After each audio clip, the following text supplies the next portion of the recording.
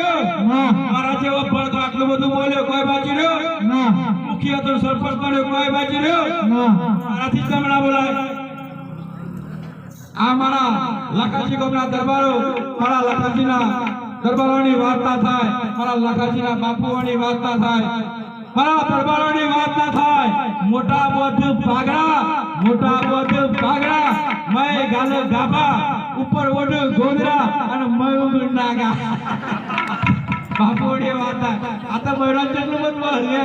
ફો બગાર ખાલડું ખેતર બગાર કા રોડ બગાર રોડ ફોડ બગાડવા